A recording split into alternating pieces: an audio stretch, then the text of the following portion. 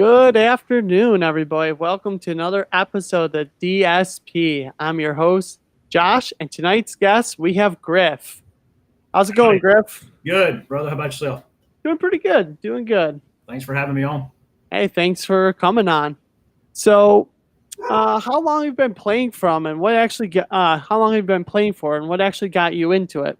So, I started playing. I'm from Tallahassee, Florida. I started playing unofficially around 2012. I played for my first time with my boys. I adopted a sibling group of three, so I took my kids out. We thought we'd have a good outing. We went out and played disc golf at Tom Brown Park. Probably played 6 or 7 holes a couple of times, and my boys said, "Man, I just don't like this." So I didn't pick it back up for a while. And around 2020, I was retiring out of EMS. I've been in it for years, and had a buddy at church, and I said he played all the time. I mean, he was ate up with it. And I said, "Hey, James," I said, "would you mind teaching me, to go out and play disc golf?" And he was like, "What? Oh man, yeah, I'll take you." So he took me out, and we started playing. And the first time, I'll never forget, the first round he took me out at Tom Brown. For those that have played it, it's a long course, 24 holes, and he decided that he was going to take me on the longest layout. And I think I made it to because we have letter holes, and I made it. We have 1 through 9, and then A, B, C, D, and E, and F, and I made it to 12. And I got to the hole, and I said, "Man, I'm done. I'm going home." He's like, "Man, you can't quit. You got to finish playing." I said, "I'm done. I am going home." He's like, "You can't do that." And I said, "Yeah, I can. Watch me." And I walked off, and he's like, "Man, I don't think you're ever going to come back." And I told him, I said, "Man, I can't be that bad. I'm too competitive." So I went back out and played another round, and ever since then, I have just been hooked. I play, somewhere 100 plus rounds a year, which is not much compared to some people, but travel all over. I mean, we've been all over the place, building courses, playing. I mean, I've been as far as Alaska, up to Maine, got to play Maple Hill. So yeah, I mean, and in this time, was, really active in our local club, was the secretary. And then we branched off and created Southeast Disc Golf Events, where we are a group, 501c3, that all we do is run PDGA and non-sanctioned events in the Tallahassee, North Florida, South Georgia area. That's really cool. So, what is the disc golf scene like in your area? Is it like a lot of tournaments going on every weekend and a lot of leagues going on throughout the week, or is it kind of more spaced out between weeks of tournaments? It's kind of spaced out. I mean, so we have our local club runs. Lee Henderson's our local big guy in the club, and he runs pretty much during the summer, starting April to September or so. They run a weekly handicap bag tag league. It's non-sanctioned. They'll do some things on Saturdays where they do stuff with a lot of things. But for us, tournament-wise, Southeast Disc Golf Events between here in Tallahassee and Bainbridge, we run about 18 events a year. And so we're not doing them every weekend. We do our big events in the spring, starting in, I say spring, late winter. We run 2 A tiers, and then we run 2 B tiers, which they'll all be A tier next year. And then we found here just that running flex starts has actually been the ticket. We've tried to run 2-round C tiers, and people just won't sign up. And if they do, they wait until the Tuesday before, and you may get 40 people in it, where we're lucky, with a flex start with, we get 35 or 40 in a flex start, and we're happy. So, I mean, in our A tiers, we're averaging 100 to 110 amateurs and 130 pros. So, I mean, that's been our scene here, but in the North Florida area, South Georgia, the tournament scene has really gone down. Probably, I mean, we watch the numbers. We're just number geeks, and we are always looking at numbers. And probably the past 3 years, I mean, it's just been a constant decline in the amount of people playing tournaments. It doesn't, like I said, they wait till the week before to sign up. So that's just, we've kind of, just had those issues. Yeah, that's what we've been noticing. Like me and my buddy yesterday were at a tournament, and during one of the rounds we were talking about that. Like last year, tournaments would fill up like as soon as they would open up. This year, you're only getting like half registration, and it's like, oh boy. So yeah. We had the same problem in Bainbridge this year. We were expecting as a B tier. We did a 2-day B tier. We were, expecting 100 plus, and I think we ended up with like 60. Oh, wow. So Yeah. that hurt the wallet. I mean, because of course we had to come out and buy players packs ahead of time. So now I've got, we bought a players packs for 150 people and only 60 something came out. So yeah, it Yeah. hurts. So what do you think the cause is, the numbers being down everywhere lately? I think, I mean, of course, we have the COVID boom, and I think you had a lot of people that, and I know in the Tallahassee area, this was the only sport. The city closed down everything else except disc golf.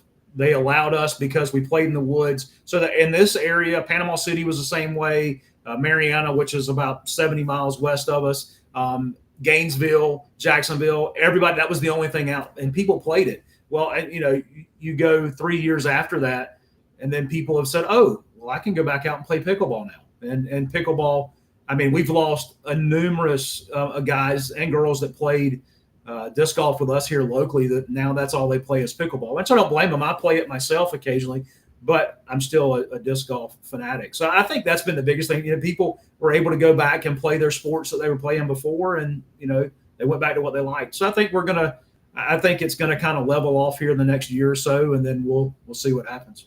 Yeah.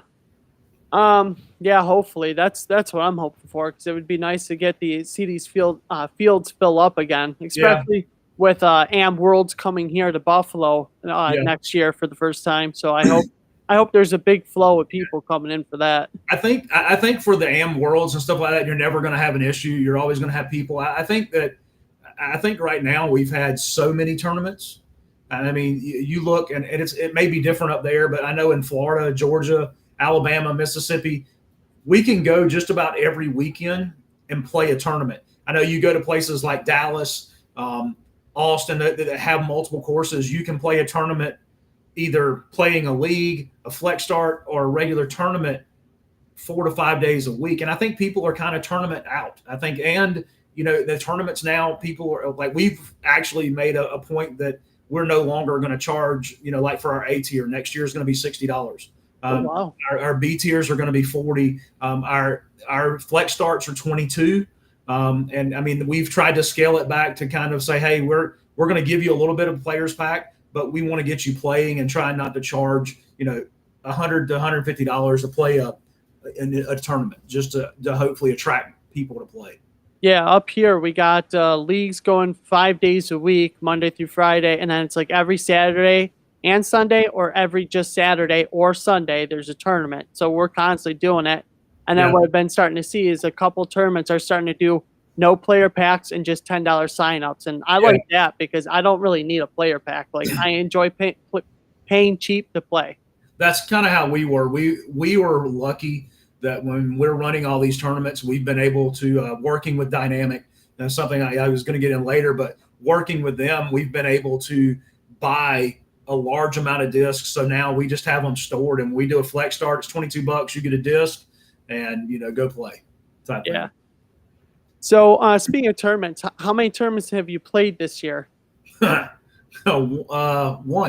Oh, okay. I used to play 10 to 12 tournaments a year, and the last 3 years my numbers have constantly dropped. And then this year, I'm the kind, I can't run a tournament and play it. My head will not allow me, because I'm on the course, my phone's ringing.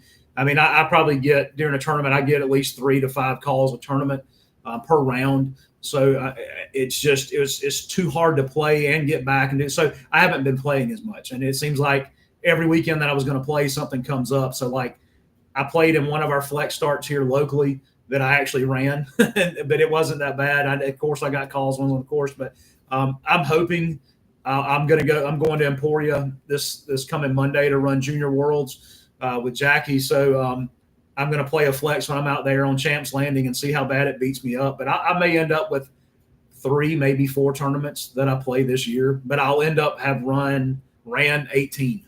Oh, nice. So out of all the tournaments you've ever done in your whole career, what has been the most memorable tournament you've ever played? So that I've played or ran? Played. And then we'll get into ran in a few minutes. Played? Wow. My very first tournament I ever played, James, that I mentioned earlier, James Cost, he got me into this, and we were I was like, hey, James, you want to play some tournaments? He's like, well, I usually play a couple locally. And I said, hey, they've got one in Pensacola. Let's go play. So we loaded up and took a weekend trip over there and played. And I mean, it was just because all I ever played was I'd never played a tournament. So that one really sticks out in my head. Michael Morgan ran that over there in Pensacola, and it was fun. I mean, I had 2 rounds of great cards. I didn't play bad. I think I was like top 10. So I was like, man, this is pretty good. So, I mean, it just, out of all the tournaments I played, that one really sticks out in my head just because it was enjoyable and it was fun. It was a great time. So Nice. All right. So now what's been the most memorable event that you've ever put together and ran? So when I got into running tournaments, we have a guy here, Mario Palmateri, that works for the city, and he has forever been running the Open at Tallahassee. And I was like, hey guys, I'd like to be a part of it. So he's like, cool, So I came out and I ran a B tier with him, and then we had the Disc Golf Pro Tour Silver Series.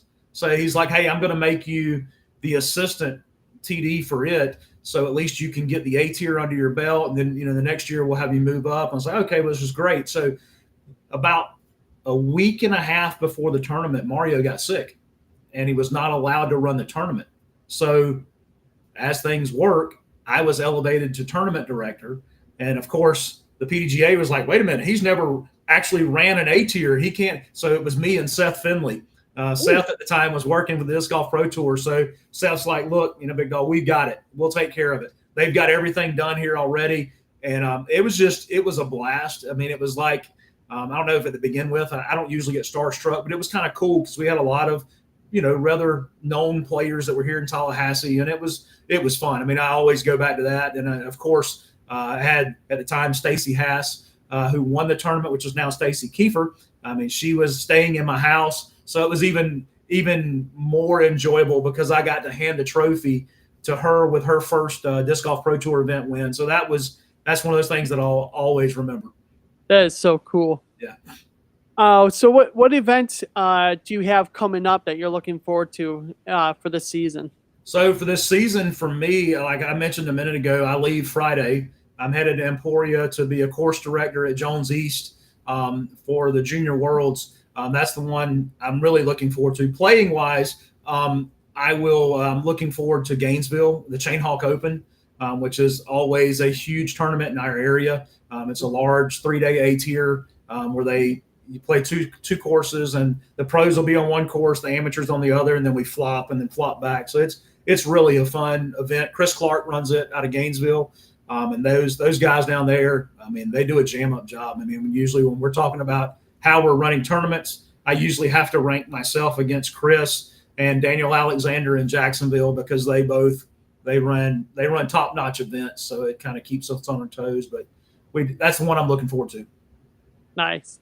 So I kind of stumbled upon this event earlier in the season when Hunter and Trevor were advertising about Eagle Wings. So what actually is Eagle Wings, and how did you get involved with it, and what do you actually do with Eagle Wings? So Eagles Wings is a Christian-based disc golf group. They have for the pros, you have guys that are on the Eagles Wings team, and they are all Christians, all believers, and so they go and do things throughout like you have Micah, who is the pastor. Then on the road, they go out and they have a chapel service, usually on Thursdays. So basically, as a believer myself, as a Christian, I was like, man, there's got to be something for a Christian to have disc golf. So I started, got on the old Googles and Googled it up. Hey, man, Christian disc golf. And the first thing that popped up was Eagles Wings. And I'm like, well, this has got to be something to this. So then I reached out to Zach Smith, who is the kind of the head of Eagles Wings.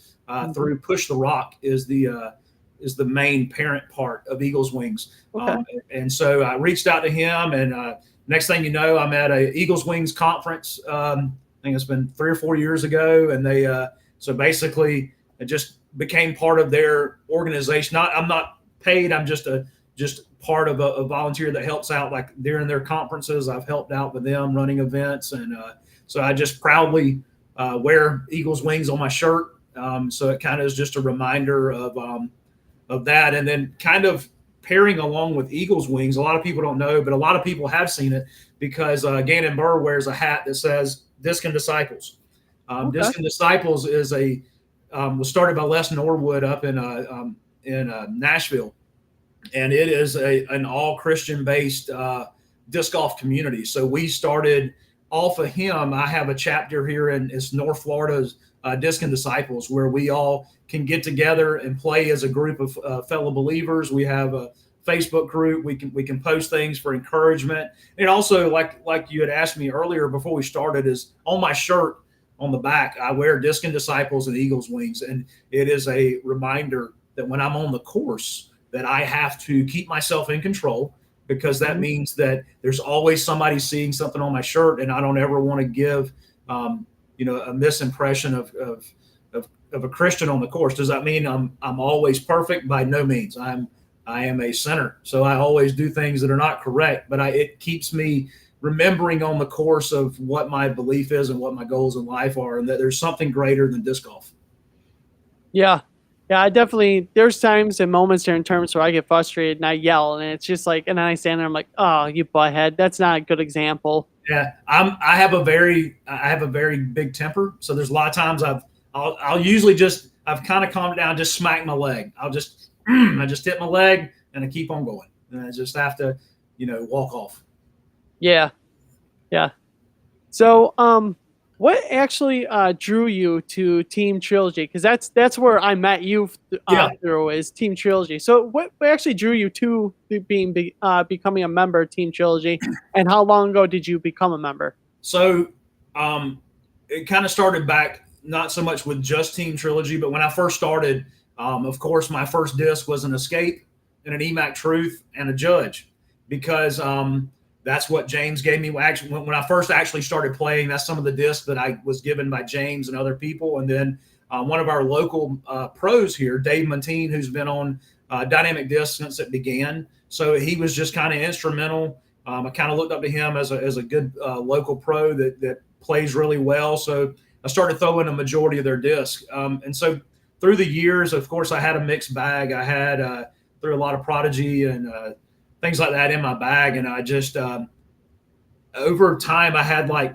one disc that wasn't Trilogy. I was like, man, I had been following Team Trilogy on Instagram for a while. So I reached out to them and they were like, look, this is what you have to do. And that was back when, I don't know if you remember, we used to have to shoot a video. We had to make a video and show what's in our bag and, tell her that we would, you had to have everything Trilogy. So that's where it started. But there was one time I was on Team Lone Star. That didn't work out. I couldn't throw any of their discs. I just didn't like them. So I felt comfortable with all their discs. I mean, it doesn't matter. I mean, whether it's DD, Westside, or Lat 64, they just have all felt good in my hands. Mm-hmm. So that's just kind of what I, stuck with. So probably that's been about 4 years ago. And then, so I started about, I think it was 2 years ago, putting in for Team DD. And I knew that I was not, I'm by no means a pro, nowhere near it. I can't even sniff at it. But I was trying to, I try to put DD in a good light, I post about them when I'm doing Instagram or things like that. And so I started working with Derek. And then, of course, Seth got hired on over there. And I've known Seth for a while because of working tournaments together. And he goes to Eagles Wings with me. So I've kind of gotten to know him. So I just, kind of progressed from Team Trilogy to Team Dynamic Disc. Yeah. Yeah, I've been trying to get on DD for a while. And it's like, I just want the shirt just to feel cool, I guess. Yeah. That's kind of like all I want from it. But yeah, I know I'm kind of lame in that way, but hey. Hey, no, I don't blame you. It's an honor. I mean, I just consider it an honor. I mean, they may come back next year and go, hey, man, it was fun while it lasted, but we don't want you. I'm still going to be a Dynamic Disc supporter. I mean, the company's good. I like the people. Everybody I've been out there with, whether it's chatting with Bobby Brown, whether it's chatting with Derek, Jackie. I've talked to Eric a few times, but everybody I have talked to inside the company, had any dealings with, they've just been great people. I mean, I went and, just Jeremy Rusko, rode around the golf cart with him at Champs Landing. So, I mean, it's just, they're good people. I mean, I've liked the people and I've liked the product. So, yeah. Definitely. So how excited were you when you seen Bobby Brown coming back? I was happy. I mean, Bobby was. I mean, the only other person I'd like to see back is maybe Danny Lindahl. I mean, I really like Danny. He was good, but it was good to see Bobby. He's just got a positive attitude. I mean, I think he's really good for the sport, whether he is with DD or whoever. I mean, he's just a good guy and has just some positive attitude towards the product. So I was happy. Yeah, definitely. Um, so what's talking about how good the discs are? What's currently in your bag this season? So this season, my bag looks the same as it did last season and pretty much the season before. I think the only discs I've really added. So I've added a few things, but so this year I've been putting with EMAC judges since they came out. Okay. When those EMAC judges came out, I was in a time where I was like, this week I was with a Warden, then it was a proxy, then it was an Envy, then it was a Marshal, then it was a deputy, and I'm like, it's not the putter, it's Marshal, me. That's the problem. It's not. It don't matter what I'm throwing, I'm the problem. So I was like, look, I'm gonna stick with a putter, and EMAC judge was it. So that's my putting putter. I do have some very old school, which I call sinuses. They call sinus. I have some of the OG original thumb tracks. I have that I throw a lot. I really love those. I mean, I wish they would have come out with that mold again. But I throw the soft sinus. I have Sake Bomb Slammer first run that I bag a lot. But actually, what's funny is since I started throwing the sinus, I don't throw the slammer as much as I used to. Oh wow! I have found that soft sinus that it lands and sticks, and it's pretty true to throwing. I throw a Savior just above that. That's been I used to throw an A3 with Prodigy, a 750, and that's the closest I have found that flies like that disc, and it became a staple in my bag. I have mid-range. I throw an old, probably 2017, 2018 EMAC Truth. Okay. It's back when the Lucid was not see-through. It was a harder plastic. I love it. I've got 3 or 4 of those that they're my go-to disc. I have an old same Warrant, Lucid Warrant that I throw as my understable. I did just add a Tersus in, one of the tournament orbit Tersus. I'm trying to throw it a little bit. It's a little too understable for me at times, but it's getting there. I throw an old school Verdict. It's the same way. They're old. I mean, they're nothing I have pretty much is new. It seems like I do have an Anvil and a Macy Valadiaz, a Justice that she came out with a couple of years. That thing is stupid overstable, but it's good for a good forehand occasionally. Other than that, like my drivers, I'm a strange person. The fastest I throw is a 9-speed. I have never been comfortable with anything over it. I think the only thing I could ever throw that was a 10-speed was an Innova Blizzard Beast, because it was super lightweight. I could hyzer flip up. I haven't found anything like that anywhere, but I throw I bag a Brave, bag like 2 or 3 Braves. I have an Explorer, an Evader. I throw a Tournament Orbit Hatchet. That has been a stable driver. I started throwing those a while back, and I don't know if you've ever heard of Tim Keith. He's with Westside, past world champion. He throws them too, and me and him have talked about them. They're just a great, true flying, understable 9-speed that has a lot of glide. And then other than that, I throw a Gold Saint, and that's about it. I'm pretty basic. Yeah, I feel you with that with basic, because basically I just throw as many felons as I can all the time. And then, like, I occasionally will grab a general, but everything else, I just stick at the highest at 9-speed. Yeah. My hands are small, and I have never. Me too. I have never felt good with the wide rim disc, and I don't have the body and arm speed to. And I'm not somebody that says, "Oh, I can just pick up a 14 and throw it." I mean, I can throw my Grace. I don't throw it as far as I do a Saint, so it's like, why bag it? Yeah, that's like I put in a Trespass recently, and I'm still pushing a Saint Pro just a little bit further than the Trespass. I'm like, all right, clearly I'm not there yet for the Trespass. That's me. That's how I am. I've tried the Grace. I like it. The rim is a little big, but I just can't throw it. Not as comfortable. I'm not as comfortable with it. So Yeah, I think it might be just the rim feel for our little hands. Yep. So maybe we should work with DD and get us like a high speed driver for little hands. I know that's what I need. I need some lighter weight. I've mentioned that in our chats. I'm like, I need some lighter weight drivers. I mean, if you could come out, with, just something that's in that 160, high 150. Hey, that's me. That's got me written on. I've tried. I have a lightweight.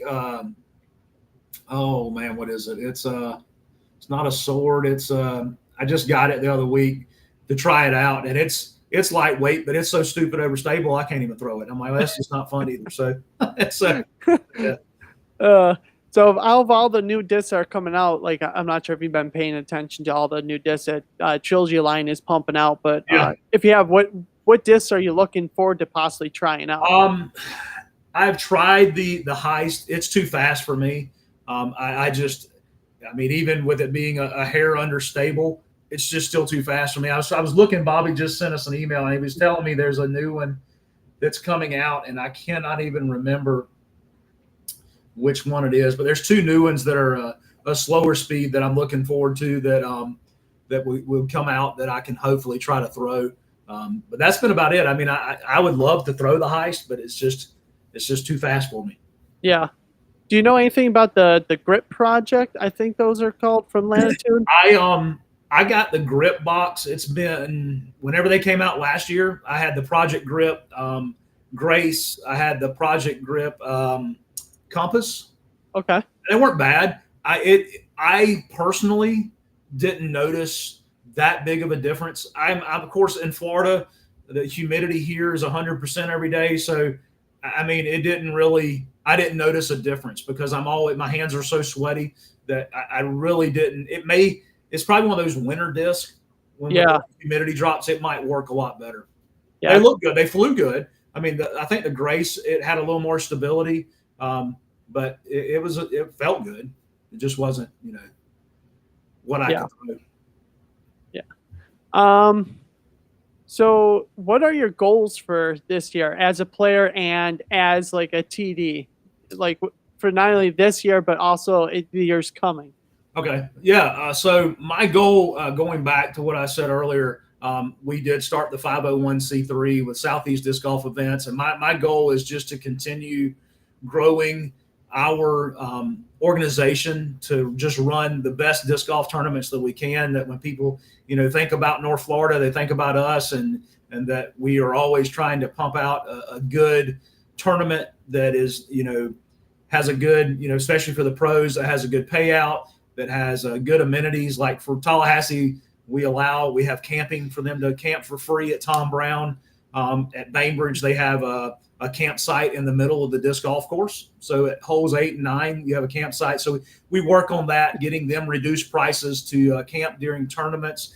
Me personally is just to continue to be an ambassador of the game. Really just to go out and continue running clinics. I've got one Wednesday. I'm running a FCA camp clinic all day on Wednesday. I'd have 3 of those this summer where I'm teaching disc golf to kids that are 8th grade and below. So it's just really is to continue being that. And just like I said, just being an ambassador, being a good ambassador for Dynamic Disc, somebody that they can go, hey, he's never done us wrong. He's a good character, doesn't, do anything out of line. And that's just kind of who I want to be, and just continue to, play in a couple events here and there when I can, but also try to teach other people how to be tournament directors. I mean, that's our goal also, is to kind of teach people, bring them alongside, and so they can learn how to do what we're doing and take over for me in a couple of years. Nice. So like with obviously like Am World's coming here to Buffalo, how do kind of like the TDs and stuff get more people to help get the courses ready? Because I see that we post like in our local area in chats, we post up, hey, work day here and there, but then it's like next to no people come out. And then I see that I think that we're falling behind already on like what needs to get done. And it's just kind of like, so how do we like get everyone kind of more involved around here with the tournament, with the course prep work? We have the same issues in Tallahassee.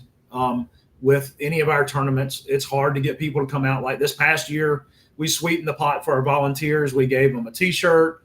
We gave them free lunch every day. And if they did 2 full 8-hour days, we gave them free entry into either the A tier or the B tier this year. If they did 4 days, we gave them free entry to both. So, I mean, they got $140, $160 value for those and the T-shirt and lunch every day. So, I mean, they got a lot. I know out at Amateur Worlds, Jackie did the same thing last year for AM Master Worlds and Pro Master Worlds. She gave they got free vouchers to the Dynamic Disc store so they could go and pick up the things. They gave them, I can't remember if they gave them lunch for that last year, but they gave them a lot of different things that they could, come and redeem to help out and stuff like that. So, man, I think that's the only way is not, it kind of sounds strange maybe, but to bribe. I mean, you really have to give people some incentives, to come out, to help out and things like that.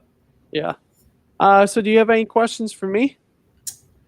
No, I mean, it's been a pleasure being here. I enjoy talking about disc golf and enjoy, just trying to get people into the game and to grow the sport. Yeah. So before I end this, so where's the best place that people can reach you if they want to reach out to you? Yeah. So my Instagram is Mr. Griff _tally. I'm on Facebook, Marshall Griffiths. You can't miss me. I'm the only one in the world. So I'm easy to find there. Also, southeastdge.com is our Southeast Disc Golf events page. And I'm on Disc Golf Scene. Also in Tallahassee, we have the Tallahassee Disc Golf Association Facebook page. I mean, we're running 3,000 to 4,000 people on there.